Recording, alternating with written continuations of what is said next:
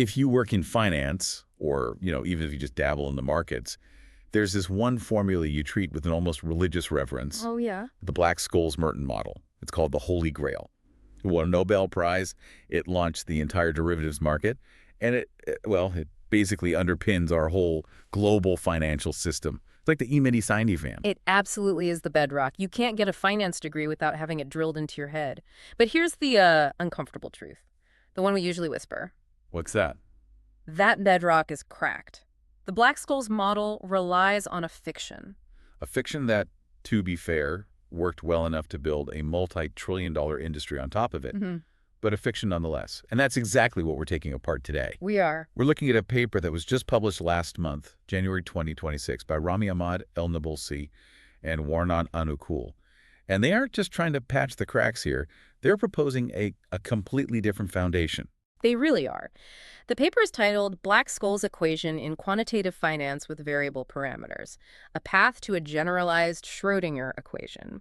Now, don't let that title scare you off. Right. What they're really doing is building a bridge between the world of economics and quantum physics. Quantum finance. I mean, it sounds like a buzzword you'd hear at some tech conference to get venture capital. But this is rigorous mathematical physics. We're going to explore how they use things like power laws and the Schrödinger equation. Yes, the cat guy. The cat guy, exactly. To model the wild, turbulent reality of markets that, the standard models just ignore. And that's our mission for this deep dive. To really understand why we need to bring physics into these money problems, we have to move from this static, frozen view of the world to a dynamic quantum one. Okay, so let's start there with the status quo. Black-Scholes-Merton, or BSM, you called it a fiction. What's the specific lie that it tells us? It tells us that the market is a polite, orderly place. Specifically, BSM assumes that volatility, the temperature of the market, how much prices are swinging around, is constant. Okay. And it assumes the risk-free interest rate is constant. It basically looks at the world and says, okay, for the entire life of this option, nothing fundamental about the market is going to change. It's just absurd when you think about it. That's like trying to predict the weather for the next 6 months while assuming the temperature will stay exactly 72 degrees the entire time. That's a very fair analogy. And it also assumes stock prices follow what's called a log-normal distribution. Which means? It implies a random walk. Prices drift up, they drift down, but they do it smoothly. In this log-normal world, extreme events are so rare, they're basically statistically impossible. So things like the 87 crash, the 2008 crisis, the flash crashes we see now. According to a perfect BSM world, they shouldn't have happened in the entire lifespan of the universe. But they do happen. Yeah. With, a depressing regularity. Exactly. We call these fat tails. Real markets have memory. They have trauma. When a market crashes, it doesn't just bounce back to a random walk. The volatility spikes and it stays high. The temperature changes.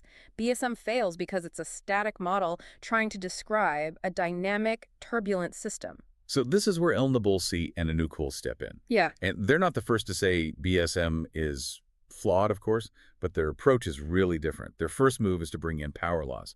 Now, when I hear power laws, I think of things like city populations, maybe earthquake magnitudes. How does that apply to a stock chart? Well, the authors argue that these parameters, like volatility and interest rates, they shouldn't be flat lines. They need to evolve. So instead of volatility, sigma, being a constant number, they model it as a function of time, specifically time raised to a power. They introduce this new parameter, beta. Okay, let's drill down on that. Beta. This isn't the beta we know from portfolio management, right? The correlation to the S&P 500. No, not at all. This is a power law exponent. Think of it as a memory dial or a turbulence dial. In the classic model, that dial is just glued in one spot. Here, the term looks like cot to the power of beta minus 1. And tweaking that beta dial does what? You're changing the entire trajectory of volatility over time. It lets the model account for the fact that high-frequency stock returns actually follow a power law. It gives it a memory. So visually, instead of a straight line forecast, we're getting a curve. You're getting a curve that can bank and turn. It allows the model to breathe. If the market is getting more chaotic, the power law dynamics can capture that, that acceleration in risk in a way a linear model just can't. This lines up with what people like Mandelbrot have been saying for decades. Right, that markets are fractal and rough, not smooth. Exactly. But here's where the paper takes a really hard left turn. They realized that just jamming power laws into the old Black-Scholes equation makes it incredibly messy to solve. Like fixing a Swiss watch with a hammer. Good way to put it. So they change the toolkit, they leave the world of finance, and they walk right into the world of quantum mechanics. This is that crossing the bridge moment. Huh. They use some pretty heavy Laplace variable transformations to rewrite the equation. And you're saying the result looks like the Schrödinger equation. It's startlingly close. The equation they get for the option price is mathematically almost identical to the heat equation, which is, the direct cousin of the Schrödinger equation. But to make that final leap, they use a very clever technique called a Wick rotation. A Wick rotation. Okay, I was reading up on this, and it involves imaginary time. That sounds like something out of a science fiction movie. What does that actually mean? We're not just making up time, are we? No, the term imaginary is just some unfortunate branding by mathematicians. Here's an analogy. Imagine you're looking at a topographic map at a mountain range from directly above. Okay, like a satellite view. Right. It looks flat. You can see the roads, the X and Y coordinates, but you can't really see how steep the cliffs are. The vertical dimension is hidden. Got it. A Wick rotation is like mathematically tilting that map 90 degrees. You swap the time variable t for negative I times to the imaginary time, and suddenly that vertical dimension, the energy landscape, it just pops into view. So we're just rotating our perspective to see the hidden structure of the problem. Precisely. And once you do that, the variables we know from finance transform one-to-one into quantum variables. Okay, let's map this out then. The option price, which is V, becomes... It becomes the wave function, psi. In physics, the wave function describes the quantum state of a particle. Here, it describes the state of the option. And what about volatility? This part is fascinating. Volatility starts to relate to Planck's constant, which is, the fundamental pixel size of our reality. So volatility here acts as the sort of fundamental unit of market information. And the no free lunch rule, the no arbitrage condition. That becomes the potential function. In physics, potential dictates where a particle can and can't go. In finance, the absence of arbitrage dictates the path of the price. It constrains it. So if the option price is now a wave function, in quantum mechanics, the square of the wave function, psi squared, is probability, right? It tells you the odds of finding a particle in a certain spot. Exactly. And in this financial model, it gives you the probability density of the stock price. So instead of predicting a single number, Apple will be at $200, it gives you a probability cloud. You can see the entire distribution of where the price could be. Okay, this brings us to what I think is the most difficult, but also maybe the most revolutionary part of the paper, position-dependent mass. PDM, yes. Because in my high school physics class, mass was always constant. A brick is a brick. It doesn't get heavier just because I moved it. But here, the mass of a stock changes depending on its price. You're right, in classical physics it's constant. But in other areas, like condensed matter physics, effective mass can change all the time based on the environment. The authors are applying that idea to finance. They end up with a Schrödinger equation where the mass term, m of x, actually varies with the stock price. So what on earth is the mass of a stock? Is it the market cap? What is it? It could be related to that, but a more functional way to think about it is inertia or liquidity. Think about a huge stock trading with massive buy and sell walls. It's heavy. Right. It takes an enormous amount of capital, a lot of energy, to move the price even a penny. That stock has high mass. I see. And a thinly traded penny stock that jumps 50% on a single rumor. Very low mass. The authors also suggest mass could represent the capital input, how much actual money is in the system pushing that asset around. If liquidity dries up, the mass of the stock can change almost instantly. And that fundamentally changes the physics of the system. Fundamentally, they build what's called a Hamiltonian operator, which is just total energy that includes this variable mass.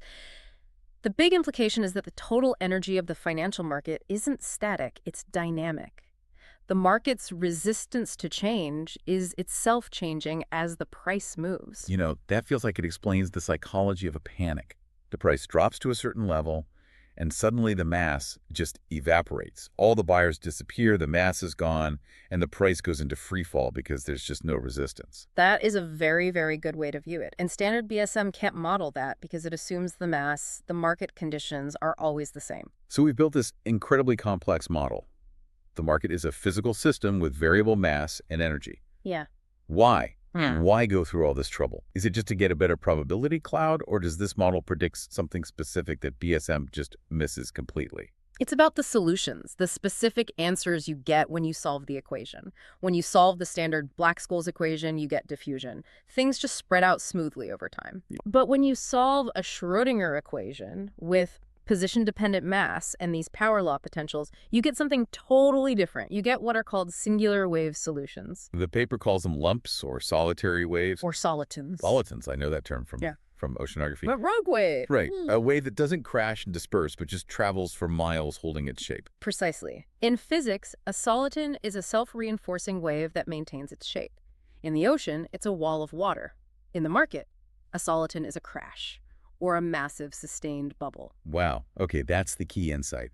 In the old model, a crash is just noise. It's an outlier, a mistake in the data. Right. Standard models try to smooth those events out. They treat a crash like a glitch in the matrix. But this quantum model says, no, that soliton, that crash, is a valid mathematical solution to the governing equation. So a crash isn't a bug, it's a feature. It's a feature. It is a structural reality of how financial mass and potential can interact. That is profound. For a risk manager at a bank, that changes everything. You're no longer looking for bad luck. You're looking for the specific conditions that generate a soliton. You're looking for wave formation. You're monitoring the changing mass, the liquidity, and the potential, the arbitrage landscape to see if they're lining up to create one of these singularities. It moves risk management from the world of statistics into the world of mechanics. It sounds incredibly powerful. But I have to play devil's advocate here. If this math describes the market so perfectly, singularities, mass, quantum waves, why isn't this the standard? Why are we still teaching BSM in every business school? Two reasons, really. Inertia and computation. Solving the classic Black-Scholes equation is easy. You can do it on a calculator. Solving a generalized Schrödinger equation with position-dependent mass that involves Bessel functions of the first and second kind. That sounds hard. That is heavy lifting. These are complex solutions you see in wave propagation physics. You can't just plug this into Excel. The authors themselves say that to visualize these lumps and solitons, you need sophisticated software like MATLAB. To use it for real-time trading, you'd probably need AI or neural networks just to approximate the solutions fast enough. So we're at a convergence point. Right. We finally have the physics theory, this quantum finance model, and we're just now getting the computing power with AI to actually run it. We're getting there. The authors conclude that merging mathematical physics with economics provides a really robust path forward. It moves us away from, guessing with averages and toward modeling the wave dynamics of risk. It's interesting you mentioned that. The paper also notes how things like stated decay, how an option loses value over time, is affected. Yes. In this model, that decay isn't a straight slide down. It's a curve that depends on that beta parameter. If you're selling options for a living, getting that curve wrong means you are fundamentally mispricing the risk of time itself. So to wrap this up, we've gone from a 1970s model that assumes the market is a flat, frictionless highway to a 2026 model that sees the market as a turbulent quantum sea. A sea where liquidity has mass and market crashes are actual rogue waves. That is the journey. It really confirms that we can't treat finance as this separate, polite universe that's detached from everything else. It is a physical system, it has energy, and it follows the laws of nonlinear dynamics. I want to leave our listeners with one final and maybe slightly provocative thought. We've been talking about the market as a quantum system, the Schrödinger equation, wave functions, all of it. In quantum mechanics, there's that famous concept, the observer effect. Right. Measuring the system changes the system. Exactly. The wave function collapses into a single particle just by you looking at it. If a market truly follows these physical laws, does the act of us measuring it, obsessing over every price tag, running these high-frequency algorithms, constantly checking volatility, does that act of observation collapse the market's wave function? You're asking, are we creating the volatility we're so desperately trying to measure? Are we the ones generating the solitons just by looking for them? That is a philosophical question that I think cuts right to the heart of what quantitative finance is. If the market is quantum, then we are not outside observers. We are part of the equation. A terrifying thought for a Tuesday. We will leave it there. A huge thank you to El Nabulsi and Anukul for this fascinating paper. And thank you all for listening. Bye-bye.